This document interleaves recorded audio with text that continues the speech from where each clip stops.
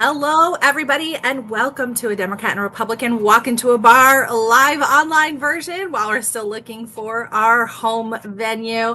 I am your Democratic host, Dr. Cindy Banyai. And I'm your Republican host, Sean Hartman. And How is it wow, going? It is. A lot has changed since we last met. it's true. I mean, What well, we could, did do like the special one, we did and I a think, special Friday episode, and then Sunday everything just changed. yeah, I think I was at, I can't even remember now. I just remember the last thing we said on that Friday podcast is you're going to be going up to the mountains. You know that you're going to get when you come back down, and sure enough, we Exactly. get smack dab in the middle of what I did not expect, in all honesty, which was Joe Biden dropping out. Um, Mhm. I do want to say, I mean, we didn't even get to our normal chit chat, but anyway, that's the big thing that happened right after our It is. podcast. Yeah, So, and it was funny because, yeah, that's when I think that was on the way up to Sequoia National Forest. Sequoia, if you haven't been there, really amazing. We have amazing national mhm, parks in this country. We were out west, and this is like the giant trees, right? yeah, And so took my kids up there. We're camping, hiking around, no service. Like as after you get yeah, up like a certain way, there's just no service. mhm. And so for a solid like 2, 3 days, nothing. I had no service, You right? had no idea that had Um, happened. and we were like camping, and then we went like down into the canyon, went into a cave, super awesome, really amazing, like in awe of our planet and all this other kind of stuff, right? And then finally coming back down, because of course the high Sierras, you can't go across. I had to like go back down and backtrack to catch my Mm, flight out of Vegas because it was the cheapest flight around. So mm. um As you're but yeah, coming by the down, time I got service that Sunday, I was getting blown up like all over the place. I had mm, media calling. I had people being like, "Oh my God, did you see this?" Because that was like right after the Biden had put out his letter saying that he was yeah. dropping out of the presidential race. It was 2 p.m., which really upset me because I usually watch Fox News Sunday, the 2 p.m. rerun, and it interrupted my 2 p.m. rerun of Fox News Sunday. But it looks like Kamala is going to be the nominee. I did see the Florida delegation. Yeah. Yes, fully. I'm assuming you're completely on board as well, Yeah, right? absolutely. That was something that was really interesting. I was very concerned just because of how late in the game it was. Hmm. Just because I know the nuts and bolts of like Of course. campaigns. I mean, most people are just like, oh, campaigns, whatever. But it's like, listen, the reason that we have parties is because electing a president is such a monumental task. It Yeah. takes people knocking on doors and phone calls and television ads and branding and marketing and President and messaging and there's so much policies. stuff. And I'm just going, oh my gosh, we're like just over 100 days and like this is what we're gonna do. I'm like, oh Yeah. man. So but yeah, I'm very happy to see my fellow Democrats like come together in unity to get behind Kamala Harris as the candidate, because there Mm. were pushes initially to have an open convention. Yeah, of course. And Which would have everybody, which would have definitely been interesting, but I don't yeah, think would have been good for the party. So I yeah, would have loved to see that, but at the end of the day, it would have led to that you're like you said 100 days out, not having a nominee in less than 100 days out, in doing like a whole yeah, nominating convention, and right, again, I am still frustrated over the fact that he was effectively pushed out, and this was for a yeah, Democratic Party. This is the most undemocratic thing a Democratic Party could do. And if you really think about it, the real cause was all the donors pulling back. Obviously, if you don't have right. the money, you can't campaign. So essentially, these millionaire and billionaire elites decided who your nominee is, which is nuts. Yeah, But that's why anyway, I was not indulging in this conversation initially, I because know. that's what I had Yep. heard and I didn't like it. And I feel like if this is the path that those folks wanted to take, they should have been doing this a year ago. Exactly. Um, And you've had so and you I had didn't people like that. bringing this up in your party a year ago. You've this is why people like RFK and Dean Phillips ran. Sure. So it wasn't like it was an unknown factor. This is something Right. Bill Maher was talking about it months ago. He's calling him Ruth Bader Biden. So this whole situation where this was completely unavoidable, and you could have done this. The Democrats could have definitely done this the Right. right way, but unfortunately, once the donors pulled out, and basically made it like the donors decided your nominee, which is disappointing, but I'm glad you guys are unified. I actually do think, and I've said this to some Republicans already, she's a stronger candidate than Biden for sure. She's a stronger debater. I don't know how well she will do it on her own in the Rust Belt states, but if she picks someone like Shapiro in Pennsylvania, I would be terrified of a Harris Shapiro ticket for sure. Yeah, that's still coming. What I can tell you is that, so there's been a lot of unity, a lot of excitement too. So there's a lot of people that were waiting for a candidate like Harris. You made like hundreds of millions in a few days. So you have a honeymoon period already. So. Oh yeah, I mean, listen, people are excited. So we had over 50 people show up to the Democratic office here in Lee County yesterday to do phone banking. We had 500 golf carts show up in the villages. That made national news. So I mean, it actually reinvigorates Florida, which is exciting too. So that's dangerous if Florida gets in play for you guys. No, you guys just relax. So it's not a big deal. I don't think the Republicans do anything different. But it's interesting, let's see do the nothing swing. different. And then when you guys flip Florida, I'll go all to the Republicans and say, "I told you so. I told you the Democrats are a threat." No one listened to me. Everyone's all making fun of me. Oh, you do a podcast with Cindy Panier. Well, guess what? How many of you are reaching out to Democratic voters? So I am the only Republican some of your Democrat friends know and actually talk to. Yeah, I mean, what I think is interesting too is like this, because we know that there was a lot of malaise around both Trump and Biden. Yeah, people who love Trump, and then there's kind of just like everybody else, and even amongst Democrats, there was not a lot of excitement around Joe Biden. So this has really changed the tide. It does, and it does. You had a lot of talk about the double haters, and a lot of the reason I thought we were going to win was because you are going to have enough Democrats pull away from Biden. Harris, I don't think will have that problem. And what I'm really interested in seeing is the direction Kamala goes with Israel on policy, because she wasn't there with the Netanyahu speech. I think they met privately, and I'm curious to see if she's going to move towards a more not necessarily a hardline pro-Palestinian stance, but definitely more towards the pro-Palestinian, as opposed to just the sort of semi-balanced stance that Joe was trying to do. Because I do think that Israel-Palestine divide, that's a key factor of whether or not you guys win. We can pull possibly votes from you from Minnesota and Michigan if enough people are against that, and all these other areas too. Yeah. I mean, it was probably going to be more of a factor in just people not showing up and voting for Democrats, which would inherently give the Republicans a leg up on that. So I agree. It's interesting. She has come out, and differentiated herself and acknowledged some of the atrocities in Palestine. So we'll see. That'll definitely still be a wild card in the race. But I'm interested to see. I'm going to keep riding this wave here, this excitement wave. It's breathing life into a whole lot of stuff. At the end of the day, you changed the game at the last minute and fucked with us at the Republican Party. So too bad you guys already recognized game. It wasn't the strategy that I was looking for, but if it causes you guys problems.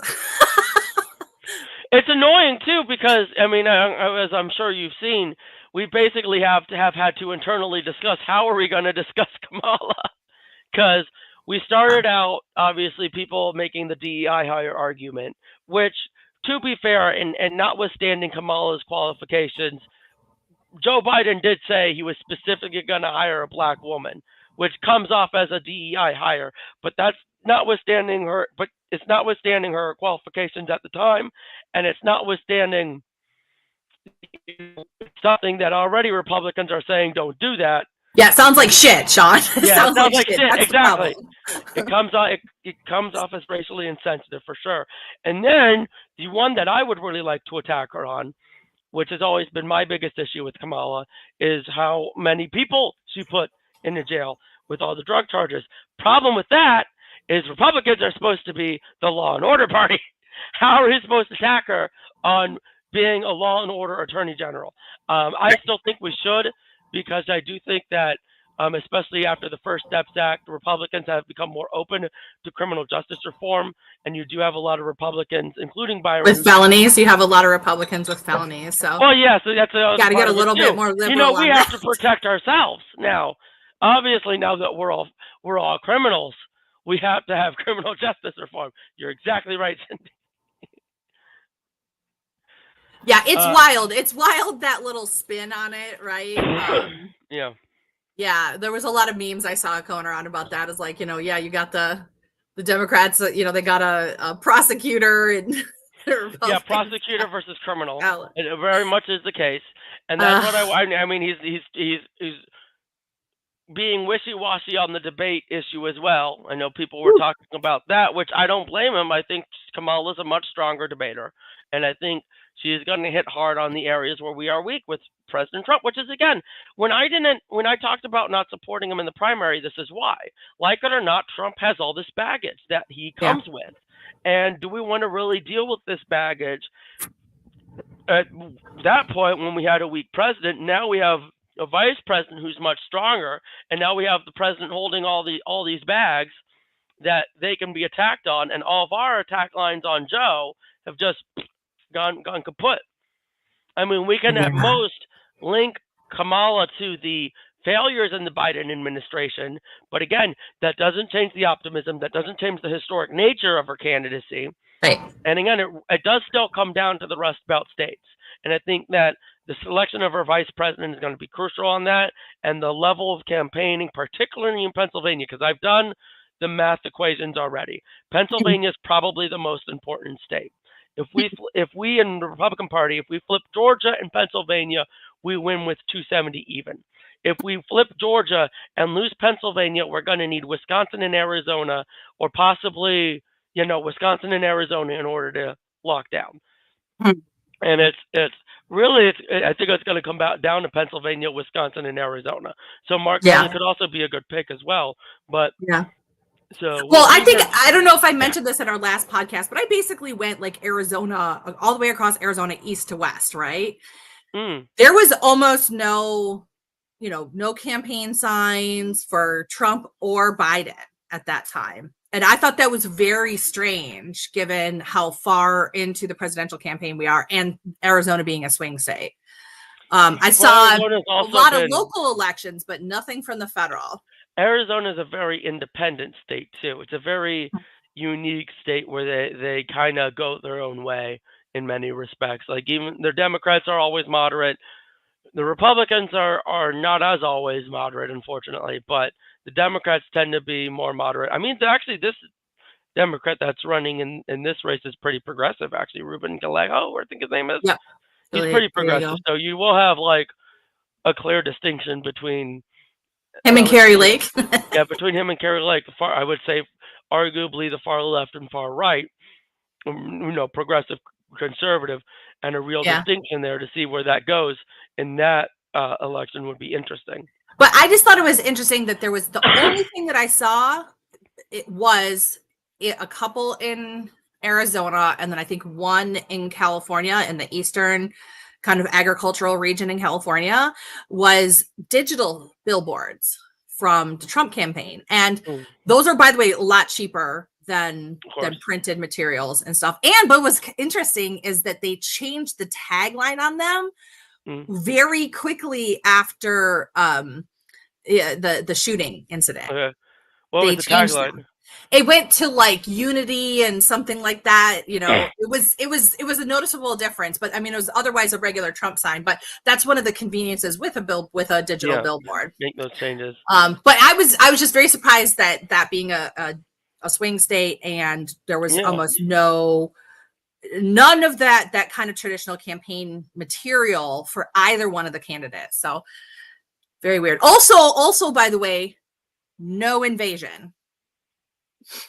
No invasion in Arizona. Oh, you didn't get attacked by the invading illegal. Yeah, there was apparently, if you listen to the right-wing media, there's just this invasion coming across the southern border. Didn't see any of that. And we were must have been the other side of the border. Right. Yeah. Different part of the state. They Right. were I went all the way conveniently- across the they state, were- and then I went into California. You Also you no went invasion. across the state, and then they like came. They were like waiting for you to pass because they knew you're like waiting for you to pass. We'll go up this way once the car passes. Or You know what it is? You know what it is? all the stuff on the border is total horseshit. Could be No, that. actually, what I actually think it is. I don't know if you've seen that Lord of the Rings Ring of Power show, but they're like the hobbits where they hide in like the desert and they like are easy to just disappear and use their surroundings to like vanish. Listen, and that's it was why it's an invasion, but we never 117 catch all of degrees. them. No one is hiding in no, the it's desert. crazy. It's 117 degrees. Like, no. Well, I mean, and look, I'll give There are credit. people where credit dying is in the due. desert. Ever Oh my since- god, I will give you I should give you, hey, who's over there? Evie, give me my cup. I have a sticker that I want to show you. Okay, so I My will kids are say, like, "Get my and cup I out of will the give sink, credit Nick." where credit is due. President Biden's too little, too late executive order on the border has been helpful. He should have done it earlier, but when he did that executive order, it was the right thing to do, and I will give him credit where credit is I mean, we due. did have like a big bipartisan bill that Trump told the That Senate was- Republicans not to pass. It had a bunch of pork in it, and there was a lot of issues with that bill. But Pork. Listen, y'all love bacon. I hate no. There's a decent number of Republicans, myself included. So check this Anyway. out. This is the sticker that I got Don't die today. from Joshua Tree National Park, right? It says, don't die today, hike safely. And actually there were people that were dying. They put out because it's so friggin' hot and like you can get dehydrated and then the elevation and all this stuff. I was dying with the elevation. You could tell I was a flatlander, like so instantly. We were at, as high as like 11,000 feet. But yes, this is what actually crossing the desert, crossing the border into the desert right now. So because, you'll die. And that's also why when it does happen, it is a humanitarian issue. That's the other part of it too. Listen, the whole thing is a humanitarian issue. If you know, it's desperate people, and yes, they're causing issues on when there's backup at the border. I mean, I've actually done work and done coordinated efforts with people who are on like the Mexican side of the border as people are coming up in these caravans. It's a problem, right? But to categorize it as an invasion and you know, something that needs to be quelled because it's a scary thing for Americans is just not a true assessment of what's going on. And there's no invasion. Yeah. But let's I was gonna say, let's talk a little bit more. So yes, now we got Kamala running. There's like a lot of excitement, but your boy's doing some stuff that's causing some eyebrows to be raised. There was a presentation that he gave in front of a bunch of evangelicals this weekend where he told them on numerous occasions throughout the speech that they did not need to vote. All they have to do is they have to get out and vote this time, and then they're not going to have to vote again. What do you think about that? Well, I'm assuming you're thinking that he's saying, yes, if you vote for me this time, I'll become a dictator and we'll be president for life. I don't know. What's your interpretation if you don't have to? My interpretation is actually is that it was a stupid comment, not a dictatorial comment.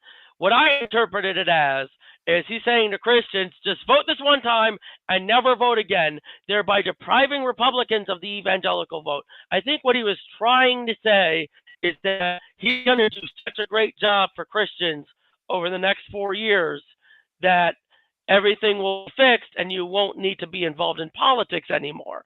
But that's not how it works. And I think it was more of a dumb comment than anything else. Do those backflips exhaust you, Sean? That's not a backflip. That's what I honestly thought he said. It sounded exhausting. The backflip is thinking that he's saying, I'm going to be president for life with that word. No. I mean, it sounds like he's saying that there's going to be no elections. No, he's not. That's pretty close. He's saying you, as in the evangelicals, do not have to vote anymore. That doesn't mean everyone else. Shit. If they don't vote anymore, I'll throw a fucking party. But like, that's not what's going to happen. That's exactly my point, Cindy. If evangelicals don't vote, you guys run the roster for the next 20, 30 years. Yeah, that's so much better than minoritarian rule. That's their freaking base. You're telling, I'm pissed at him because he's being an idiot telling Republicans don't vote after 2024. Fuck you, dude. We need evangelicals in this party. They're the freaking backbone of this So you're seeing it as like him cutting the legs out from underneath the 2020. Exactly. What are you doing? Over here sounding like Seinfeld. What's the deal with Donald Trump? He's over here telling evangelical Republicans you have to vote. Next time he's going to tell gun owners not to vote. Look, what are you doing? No, I mean, I knew that you guys, I remember hearing that quote. I was like, they're going to think that he's saying president for life. No, I don't, I mean, he said he's going to be dictator on day one, so. He's dictator for one day. One day. Not on day one for 1 year. It's going to be only for day one to secure the border, and he's going to be done. That's a good thing. Okay, all right. That was a backflip. That fairly. He's going to be dictator for 1 day, and then there's going to be no more voting. But look, we have at the end of the day, I have faith in our Constitution. And I think our constitutional system will endure. I think if President Trump is elected, he will not stay past January 20th or 21st, 2029. He is termed out. The Constitution is absolute. Just showing a little. We got some comments coming in here. I didn't even realize I could do that. Yeah, but look, that's cool. I learned something new about the software. Well, here's the thing. He had the 4 years when he did it, and he didn't. Actually, that's not entirely true, isn't it? Look. Well, and then we have Project 2025, and he's I am still reading out a lot of people who are not loyal. So it's a 900-page document, and I am trying to read all of it before I comment on it because I actually want to do what everyone else is not doing and actually read what the actual policies are. I'm on like page 140. It really is boring and has to do a lot of bureaucratic reform. Yes. Here's what I will say. Two things I do want to say on it right now. The first is it's basically based off of unitary executive theory, which I broadly disagree with because it spits at the face of checks and balances. At the same time, though, one of the points that they're making where I do agree with, which is that, and I'm assuming this is someone who's worked with as a congressional staffer, is when you're working for an elected official, you have to follow their agenda. And we did see this under Trump where we had some bureaucrats who were like, there was like an article in the New York Times where they were like, we're the vanguard. I don't even remember exactly what they said, but they were like holding the line and basically defying Trump. I have a problem with that. But I also believe that that's the exception, not the rule. I do believe we have a lot of career civil servants in the White House and in our departments who understand the assignment. If they've been there for 20 years, 30 years under Republicans and Democratic presidents, they know that they have to follow the president's agenda. But I think that what they're trying to get at in the project is getting the people who are obstructing the agenda out, which I think is fair. But outside of that, the reliance on unitary executive theory, I disagree with. And I also disagree with some of the other proposals. Obviously, the porn proposal, they try to argue that pornography is against the First Amendment. Unfortunately, the First Amendment is absolute and pornography is protected under the First Amendment. But they're trying to say it doesn't have those protections and like linking it to transgenderism. And I will say that, and that's what I want to bring up too. Project 2025 deserves a lot of criticism, a lot of fair criticism. And yes, you had Trump officials in that forming the agenda. And you do have a lot of Republican administrations listening to the Heritage Foundation. But it needs to be very clear. It is not Trump's Project 2025, as I've heard many Democrats say. That is a flat out lie. All right. This is not Trump's policy. It did not come from the Trump campaign. It did not come from the RNC. Trump's agenda is Agenda 47, which is on his website. The RNC has their own very, very small platform, which pisses me off in its own right because it's like 12. It's like a list. It's a freaking list. What the? The 2016 platform was several pages and had a lot of policy. It was juicy and I loved it. In 2020, we decided, fuck it, no platform at all.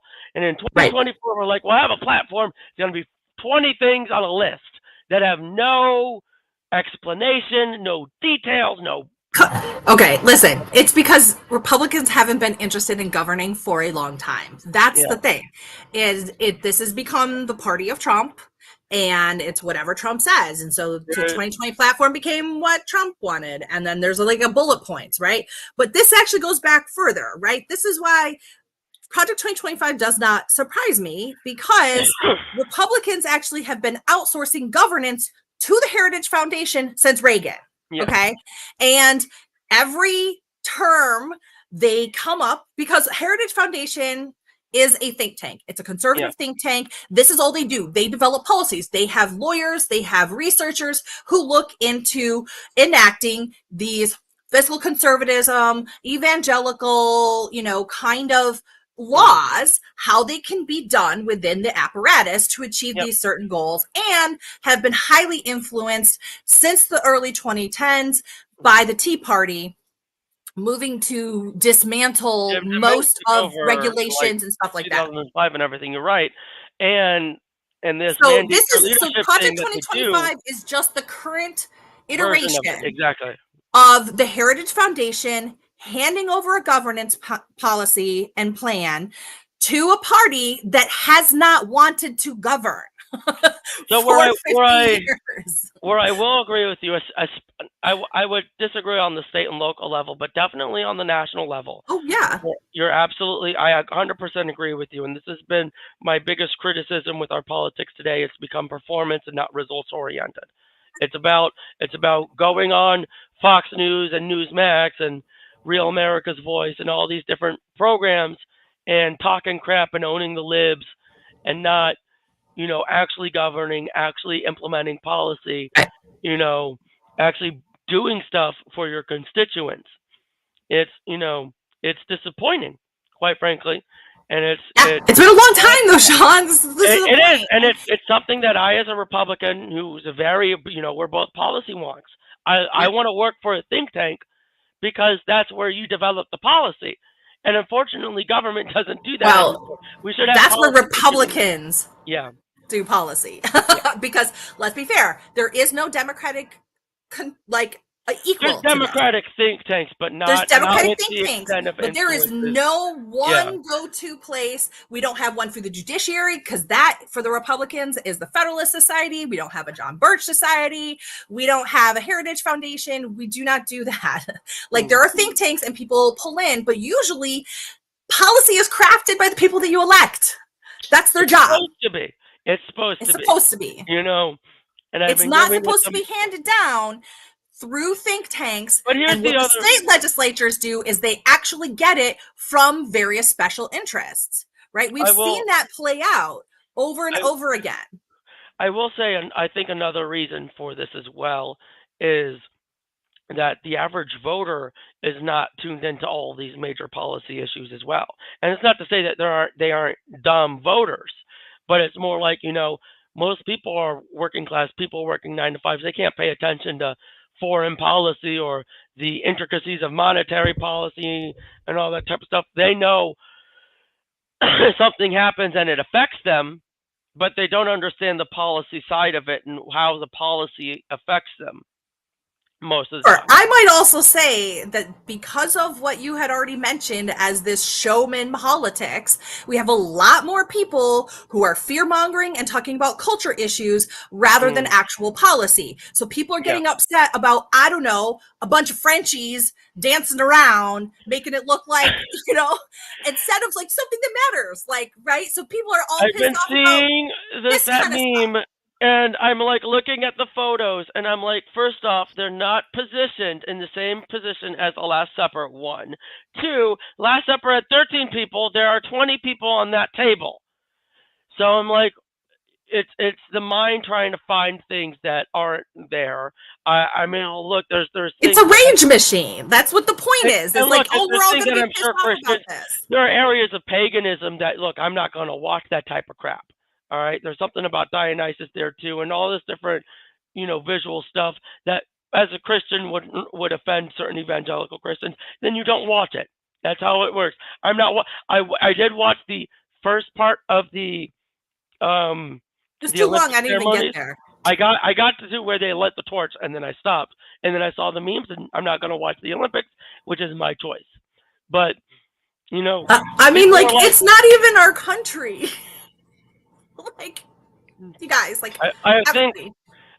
But again, so this is what I'm saying though. Like, this is people getting pissed off about a non-issue, frankly, right? Yeah. Nothing that has to do with American politics, nothing that has to do with American government, and they're getting pissed off about it and they're fighting about it. Meanwhile, right, like, other shit's happening, and we're too busy, fighting about whether or not we like to see drag queens on TV. Honestly, and I will say this as a very devout follower of Christ, if you're complaining about this, God will not be mocked, and if God is offended, God will take action. So I don't see what being offended for God does, as Jesus also loved the imperfect. He loved the imperfect, loved the sinner. We have to show compassion to them. Love, bless those who curse you. Do well to those who persecute you. I would argue if this was truly such an offense, we would have to respond with love and not vitriol and anger, because God handles that judgment. I'm reading. There you go. I'm reading this because I'm a Messianic. I'm getting back into my Messianic Jewish roots as a Jew. I've been trying to ever since the October 7th attack. And so as Jews, you read a weekly Torah portion, a parsha, and the Torah portion's on Numbers, and it has to deal with the Jews turning to pagan gods and God punishing them with a plague.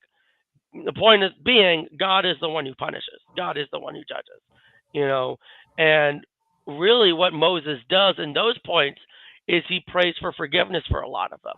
He tries to fight for their mercy, and God, depending, sometimes God shows mercy. In this case, the one we just read, God, dude, Old Testament God had like a whole lot of other stuff going on. Oh yeah, God. Old Testament God was a judgmental God for sure. Yeah, he loved smite. Yeah, he was very. He was a very wrathful God, which is why we needed Jesus' sacrifice for forgiveness and mercy. But it's a religious conversation, and we're a political show. I mean, again, anyway. But you're right. These are the kinds of things that are derailing people. I have often said on the show, I'm a conscientious objector to the culture war. I think it distracts from real issues that real people are facing, and it's nonsensical. And you're making the biggest issue over trans people who make up 2% of the population, maybe less. Not even 2% of the population. We're acting as if they're taking control of the world. And look, there are certain areas and again, like I said, when we first talked about this over 2 years ago, issues of sports, which really should be handled by the sports industries, not by government, because those are, whatever athletic league is handling it, they need to determine their own rules without government intervention. But that's a question I think should be open for debate. Whether or not children should be getting it should be open for debate. But outside of those really two issues, on a broad, what we're talking about on censorship, on complaining about every time there's a pride parade, it's ridiculous. We've made the trans issue our defining issue, more so than abortion. It used to be we were known for abortion. Now we're known for this trans issue, and it's like, why must we keep talking about this when here in Lee County? This is y'all. This is not us. I know. I'm complaining on behalf of my party. I am venting. Look, I'll criticize my party when they're worthy of criticism. I think it's fair, and I think it's important to hold your party accountable and honest. Whether or not they listen to me is an entirely different story. But these, I don't like these culture war issues. They don't matter to me. And you guys know this on the show. Everyone knows this, but I look for Republicans who move away from that. I'm actually very happy to see that a lot of the Republicans running for school board aren't going after these culture war issues. I haven't seen any of the Republicans attacking the trans community or talking about, banning kids from bathrooms. That was a big issue in the last cycle, but none of the Republicans are doing it this cycle. I just want the future of Battlestar Galactica without the Cylons. That's what I want. I want the one that beautiful utopia of planets living in harmony. We all there's like one bathroom, like the sports, everybody plays the sports, like it's just that's all the same. I don't want the silence, but I think that we're probably getting close to it. I do wonder that as well. Is why can't we just go to co-ed sports? Wouldn't that solve the issue? It would, but I don't know. Everybody, listen. This has been made an issue. Yeah. So anyway, we got the point. Let's talk a little bit about the local elections, like we started to dive into. We hopefully will have a couple more candidate votes coming up. Let me talk about this. So, unfortunately, I'm still trying to see if we can get a last-minute venue. Unfortunately, the 2 dates that we had scheduled for the library, and I should have reached out to you about this, so this is the first you're hearing about this too. First off, as soon as I came off the mountain, everything's been a first. Yes. Anyway, I want to start by saying how humbled and thankful I am for all of the people who've come up to me at all these other debates saying, when are you going to do another debate? We loved your debate. Charlie P said it was the best debate. A bunch of people have actually told us that it's the best debate they've done. And I think a lot of that has to do with the fact that we only did one district, and a lot of these districts are bulking people up. So I really worked hard to try to get these venues. I tried to get our mutual friend Chris Proyo, while you were out, try to get him on a debate, but we couldn't coordinate a schedule. Then we wanted to try to do it during the early voting. Unfortunately, the area that we would normally use for the library is going to be used for early voting. Oh. So I did get 2 dates locked down for June 30th and August 6th. Guess what happened? June 30th, the Cape Coral Republican Club's doing their debate, and August 6th, the Lee County Republican Patriots are doing, which is really cool, actually, a candidate speed dating. So that's my idea, damn it. Oh, you should. Yeah, it's really cool. So yeah, so kudos to you. We'll credit you for the idea. I think it's been. I've seen a few people do it actually, but so no, unless we can get someone who would basically host us for free, and I do have a couple of people putting out feelers, I don't anticipate a debate before the primary. We can find some venues. So we can try to find a venue before August 20th, because I know. I definitely want to do District 4. I've had multiple candidates come to me wanting to do District 4, and I do want to do District 3 as well, because both of those have 4 candidates, but 4 has a lot more of a heated debate. District 2, I don't know if I can get Dan Shepard on, so I want to see where that one goes, because honestly, you can also open everybody up, and if they don't show up, they don't show up. I don't want to do that because, again, I want to do it by district, so that way we can actually ask the questions to the district. It's an actual debate, and this is what the candidates have asked me. I've had candidates say, I want to debate my opponent, not everyone else. And because of the small nature of our debate, we got to ask more questions. They got to hear more from our candidates. And so that's why the audience liked it a lot more as well. And so we got a lot of positive feedback. I don't know if you've heard from your people, but my people have been praising us for that. So if we, for whatever reason, can't get it done for the primary, we will definitely get it done for the general. And I'm not going to mention any names yet, but we may have a partisan race where with a Democrat and Republican running. I did speak to the Republican who does seem to be interested in debating. So I am not going to mention any names because I don't want to spoil it until I can get them actually locked down, so we don't have another Schiaviano runaway scare like we had with Vanessa Schiaviano. So I'm going to try to. I know we can get the Democrat. He's very interested, and the Republican seems to be very interested. So I'm going to try to lock that down for before the general election in November as well, so you can hear from both sides and actually have a real debate between a Republican and a Democrat, which we don't get to see in this county. Right? Yeah, we usually don't. Yeah. So that's great. Yeah, so more to come on that.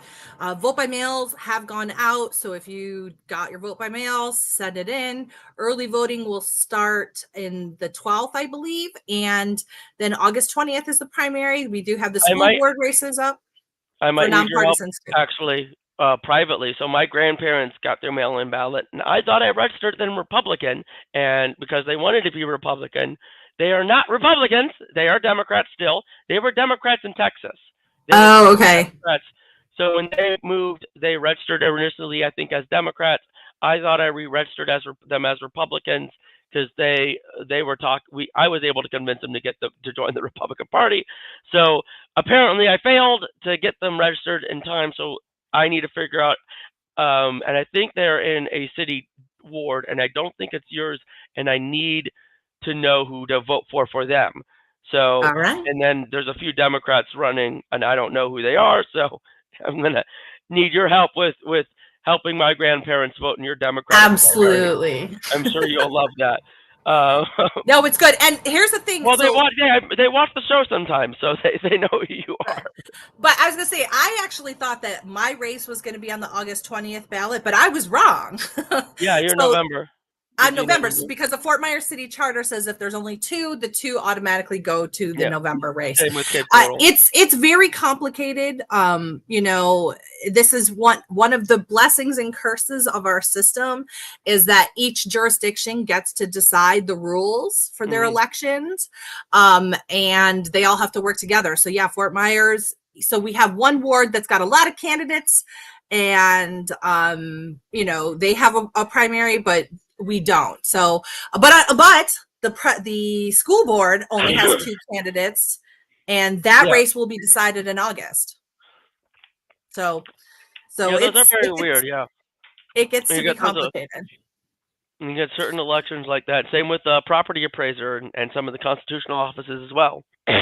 Right, and then those ones, if there's no Democrat or there's no opposing party and all this other kind of stuff. Both Republican, Democrats can vote for the Republican race in that one. Right. You have Caldwell and Cunningham, and the exciting race of property appraiser. That's always the hotly anticipated election. How is going to decide the value of your home? I sometimes wonder with some of these constitutional. They determine your taxes, by the way. That's true. That's the fair point. You're right. They do determine the value. They determine how much money you pay in taxes because the property taxes are the main vehicle of taxes in the state of Florida. And you really want a property appraiser who will keep your value of your home low, I guess. It's interesting. I'm not a homeowner, so I don't understand the logistics of it yet. Yeah, I know that. Yeah, that is true. So it's really it's a weird thing because it's a tradition in the state of Florida to keep your property value low according to the property appraiser's office so that your taxes are artificially low. Yeah. Manipulate the market, and that's okay, I guess. Well, it's not the market. No, it's so bad that the realtors and everything, nobody actually looks at what the value of the property is according to the property appraiser because it's so off. Yeah. So you have to get your own appraisal. We just need to get a property. The bank gives you an appraisal. You have to get the property appraiser who will allow you to cheat the system the most. So I'm gonna leave that one there. You had a Christmas in July thing. How was that? Oh, that was fun. Yeah, just a little bit of fun going out, after the Harris campaign kind of launch event, and just writing some cards. So nice. Connecting with voters. That's what we were doing. And then there was the Trumparilla, the flotilla. The Trump boat parade, which I missed, but I heard. I don't know how it went. I haven't seen any photos or anything. So, well, I don't. Good for them. Like a bunch of douchebags with flags on boats. That's all I saw. Yeah, look, it's a fun way to gather up and it's a parade. It's a boat parade. Enjoy, have fun. What was it's a boat parade. It's a boat parade. Get your boats. It's all. I don't know. It's cool. I was talking smack with some people online. They're like, "Oh, we're the Democrats." I'm like, we were doing shit that matters for an election. Yeah. Well, you guys are. Yeah, enjoy your boat parade, everybody. Yeah, like this. Yeah, you're right. You actually make a fair point because that boat parade is a fun social event. but what does it actually do to help Trump? Whereas you guys were probably, I think door knocking and making The door calls, knock. It was like hundreds of doors knocked, thousands of actually phone doing the calls. work to get the vote. Nothing. Like, And you guys just meanwhile, don't the worry. Just have another perpetrators vote like parade. partying and waving flags as if that's gonna, you know, Keep get, voting. Vote it, y'all. yeah, that's a fair point. That's a fair point, though. What work are There's you nothing doing? you guys have to do different, Sean. Just keep trucking. Yeah. Look, All right, let's wrap it like up because we're I just said, I'd be rambling more at than this point. happy. Look, if Republicans want me to go, I told you so. I'll be more than happy to get all cocky and say I told you so. Democrats are a threat. Treat the Democrats like a serious threat. Don't play. We play stupid games. You win stupid prizes, and the stupid prize would be a Democratic victory. There was one thing that I thought was really funny that people were Mm-hmm. getting mad at online before we Okay. go. Okay. And apparently I think it was the county commission race, Mulika, his opponent Thornton, I think. Okay. Anyway, it was something about a text message that was sent, and then there was this picture that was called the Mulika Monarchy. Yeah. And it had, did you see that? I am very familiar with the Mulika Thornton race. I actually I had gotten sent something from a good friend of mine. I'm not going to mention her name. Yesterday, I think, and then I'm still reviewing. But let me give you the rundown of what's been going on there. And I want to say this first. I am biased towards David Mulika.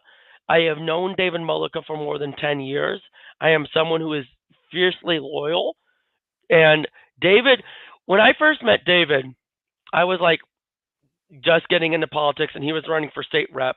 And I told him told him I was autistic, and he like his eyes lit up because as you know, he has a son. He's now like 18, 19. He's on the spectrum. At the time, he was like 9 or 10. And that's why he initially dropped out for state rep. And he was inspired by me, which is something I never like had someone like. He saw me out there talking normally, communicating, being involved, very active in political life, and he felt that he had hope for his son. And so we've developed a very personal relationship. So I am very biased towards him. And I want to clarify that because I know a lot of people still see me as a journalist, and I really don't want to be a journalist anymore. I piss a lot of people off when I become a journalist. So I'm done with that. But they're just going to be a pundit. There's a lot of back and forth. It's very bitter. And a lot of it really comes down to Terry Miller versus anti-Terry Miller. And I'm not going to get into the whole Terry Miller thing, honestly. That's an entirely different conversation. And anyway, but what started out is one of Terry Miller's PACs sent over a mail. Actually, he's going to grab the mailer. If you guys haven't seen it, I'll try to drop it into one of the Big Mouth Media social media. It's like a painting. So what got sent out was it like a picture, and it had Jenna Persons and then her dad, Armor Persons, and then David Mulika, who is Jenna Persons' husband. Jenna's state house. Armor Persons is on the school board, and then David Mulika is running for county commission, and it's basically got all of them painted like they're kings and queens. Oh, here's Sean. He's got the material. Sean, touch your mic. I don't think we can hear you. Okay, yeah, I had there we go. muted it. Okay, yeah. So these mailers are what we've been going out. So they're alleging that Matt Thornton had illegally voted in California and Florida. That's the allegation. Now, according to Thornton's campaign, Thornton's campaign says that it was someone else fraudulently voting in his name. I haven't done enough digging to look into it, but that is what Thornton is saying on this particular mailer. So if you get that mailer, Thornton's response is someone else was voting in his name. So just showing this to me is not enough evidence. So I would need more evidence. The other thing that that his side has been attacking David on is on allegations that Hans Marine has been dumping in certain areas. David had explained to me that it was, and I might be explaining this wrong. I'm going to be totally honest with you, and I might try to reach out to David and see if he even wants to come on the show to explain if we want to make it a bigger issue. But he explained that it was there for a day while he was moving something and had immediately taken care of it within that day, and that the individual who made the allegations, he filed a lawsuit and won. And it was basically a business competition type of thing. And it was like he was trying. Not what I heard, but okay. What did you hear? I would love to hear what you heard. So what I heard is that on a personal property that Malika had, he had actually buried toxic chemicals on the property and did not disclose it to the person that he sold it to until later when they were leaking and causing problems. Okay. That's what I heard. That I'm not familiar with. So I just got sent from someone basically the entire list of the violations and complaints. I haven't read through any of them yet. I just got them yesterday, and I am, believe it or not, a busy person. So I have. We believe you. But anyway, did you see the picture? This race is heating up. These are two Republicans who are running. Yeah. There is no Democrat challenging that seat, unfortunately, for my side. And but also, first off, and what I will say today, I've seen that in many other photos on those. But here's the thing. It would be the person's dynasty, not the Malika dynasty, if you think about it. I know. But I think that they were trying to slam Malika. But okay. I loved it. Like, the reason I loved it is just because it was a creative job. It was like, the photo, it wasn't like an unflattering, it was like goofy looking Game of Thrones kind of thing. And it's politics, right? I saw a lot of people carping on, it's unprofessional and blah, blah, blah. Get a grip, guys. Yeah, politics, it gets a lot nastier than this. Look, and I thought it was kind of cute and funny. I think both of them, I will say this. I think both of them are getting kind of bitter about it. But yeah, you're ding, right. Ding. I said this. I will say with the same thing I said to Marnie Sawicki when she was mayor. If you can't stand the heat, get out of the kitchen. And exactly. Look, and this is the type of stuff that happens in campaigns. It's one of the reasons I often think, should I run for office or not? Because unfortunately, you get all these negative mailers and people attacking. I was talking to, I was at the Young Republicans the other day. I was talking to some people who worked on Brian Blackwell's campaign. And they were like, there are mailers out that were accusing Brian Blackwell of doing cocaine. And like how his kids had to deal with being bullied about him being a coke addict. And it's like, this is like a... Brian? Yeah. These are nasty, Yeah, I know. It gets nasty, and the people just make things up too. That's the other thing. To have like a Photoshop thing where it looks like you're a king and queen. That is like nothing. That was compared to what it could be, which is like a nasty Photoshop picture of gross stuff. Like, so I thought it was a dumb, silly thing in politics, but it's like, I feel like some people in this area, especially Republicans who've won their seats without much competition, are just not, they're chafing under scrutiny. And this is again why I've been saying Republicans need to debate, and Republicans need to be willing to stand up for their values, like I do on this show. Sometimes I'm weak on it, and sometimes I can't fully defend the best of our values. But you know what? I'm still here, having the courage to deal with you bashing me every couple of weeks. Oh, come on! And Republicans, I am. It can get a lot worse. Yeah, but that's the point. Is you're right. You're right. When we have Republicans sailing into elections like this, when they feel a little bit of heat, they're like, "Oh, what's going on here? I was supposed to win this by default. It was supposed to be a coronation like Kamala. What happened here?" It's when people are uncontested, because it happens in, you know, Democrat safe areas as well. Like this has just happened. Our reality here is that it's mostly Republicans, right? Yeah. So it's but yeah, I think that everybody should be held accountable, and I don't think that everybody should be, you know, have stupid memes and stuff made out of them. But like, come on, you know, just everybody. You don't have to like it. You can be, you know, whatever. But I thought it was kind of like a communicate funny now. thing. Political memes have a power unto himself. Trump has been able to utilize memes. Other politicians. I mean, this freaking Kamala is brat thing, which I have no idea what that means. That's a meme that she is utilizing to get support from young people. Even though I'm apparently one of the only young people who don't understand what the hell that is.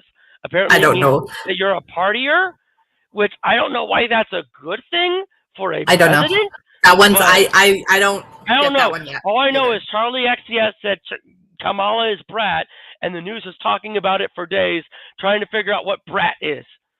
And it's like apparently it's someone who's a little bit messy, who goes out at parties and does this type of stuff. And I'm like, I don't know if I want a brat as a president, but that's besides the point. The point is she's using the meme and rolling with it. Memes have a set of political power. Is what gotta roll with it. Yeah. All right, let's end it now. So thank you everybody for joining us here today for Democrat and Republican Walk Into a Bar, or today in our living room as we are live until we can get a full-time location where we can have this conversation over beers and have you be a part of it as well. Thanks to those of you who were chiming in. If you enjoyed the show, we'd love to have you subscribe to it at bigmouthmediafl.com on the plans and pricing page. Help us keep things going. I have been your Democratic host, Dr. Cindy Banyai. And I am your Republican host, Sean Hartman. And we will see you next time at DVR in a Bar. Talk to you later. Bye-bye.